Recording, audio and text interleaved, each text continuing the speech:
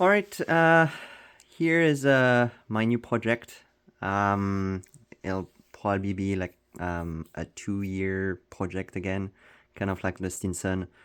Um, Maybe three, I don't know, but with some flying in between with that plane. So I got that plane from a friend in Winnipeg. Um, it's Mr. Aerodesign 18% DHC-2 Beaver. Um, so it was not the owner; he got it from someone else who built it, and now it's mine. So the game, well, I mean, the plan is to get it flying this year, as is pretty much.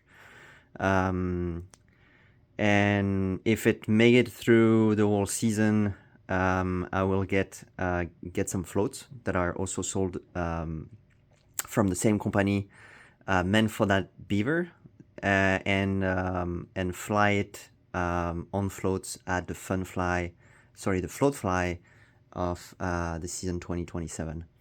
And if that works, and there's no issue, planes flies great. The following winter, I will sand it down, clean it up, and repaint it as one of the beaver that I used to fly when I was flying in a bush. Um, as of right now, so what I've been working on is stripping everything that I don't need in a plane. There's a bunch of like a previous installation in there. I clean it up. I can show you here. There's like lots of old support and whatnot. They were in there, hooks, foam pad, and other things like a throttle servo and whatnot. So I remove all that. I also tear down the cockpit. It was a nice cockpit, but I will end up redoing it anyway, and I did that to be able to reinstall the DLE-55 that is in there right now.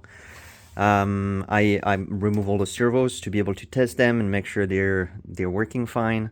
So the main work that I had to do here is the changing the engine mount and redo the cowling mounts.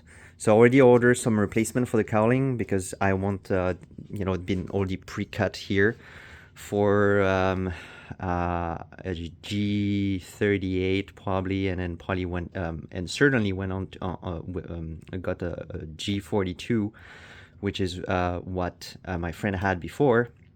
So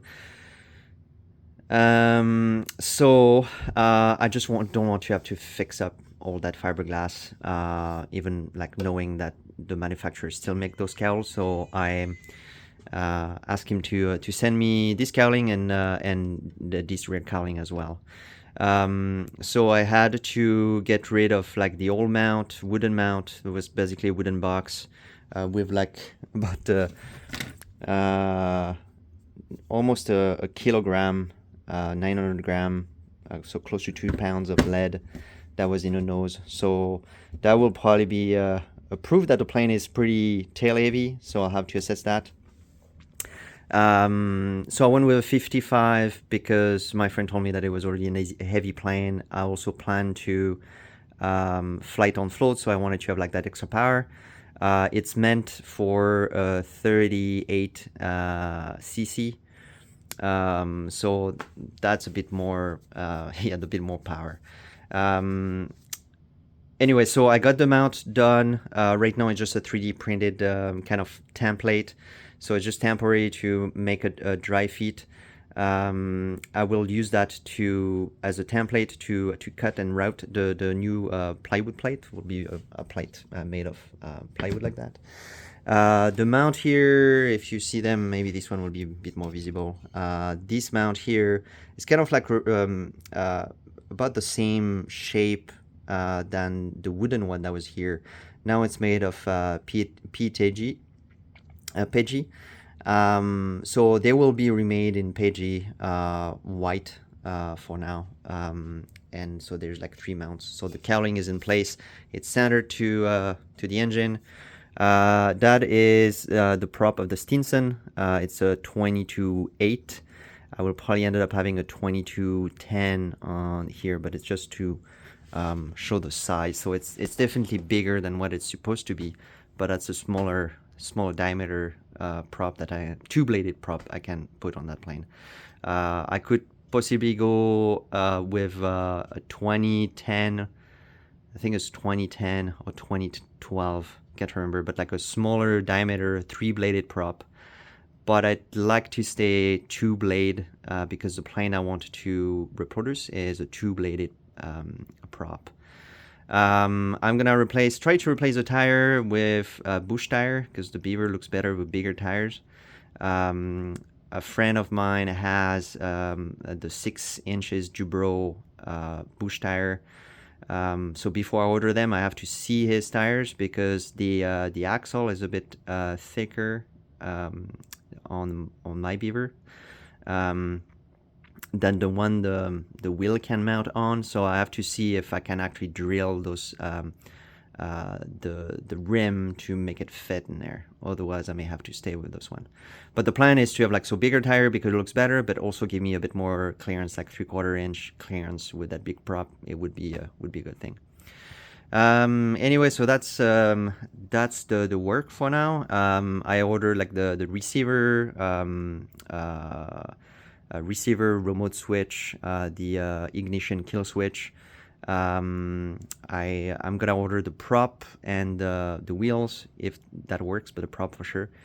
I'll try to get something kind of scale with like the yellow tip, probably like a warbird type of two-bladed prop for that. Yeah. In the back, I'll try to keep it as clear as I can. So the fuel tank here will come right here. I think I'll probably cut some hatch on either side for the receiver and then a remote switch. And then they'll be covered by a plate just to try to keep the cabin as clean as I can, to try to do some scale detail. My plan right now is to have like a stack of lumber, hollow, obviously, just to save weight, but that will hide the fuel tank. So when we used to load lumber, we used to load them through the cargo door in the back or through that main door here, and basically they would come all the way up to somewhere here. And then so if you stack them up there, that will work just perfectly and kind of pretty much scale of what we're doing in the bush. Redo the cockpit and the seat, so it won't have too much in the back, or everything pretty super light. And the thing will be to have as much as I can forward, kind of like the Stinson. To add more weight, I will. So this DLE 55 here is meant for my P51 that is here, Top Flight P51. That's my next winter project. So it's kind of, I'm gonna use this one to break it in and make sure it's fine for the Mustang.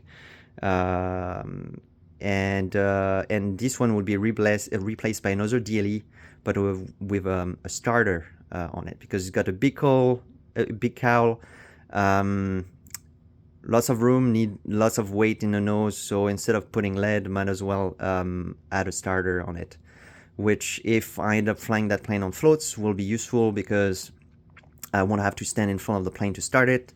When it's on the water, I can just be behind the tail, hit the start switch, and not have to stand in the water to start the plane. So I find that pretty nice for safety. Same thing as well, if it quits in the middle of the water, I can always have like the option to try to restart it. So I'll have 2 batteries at least, one for the starter and then one for the receiver and lights and the servos, obviously. So 2 battery that I will have to fit either in the cowling, maybe in that area here.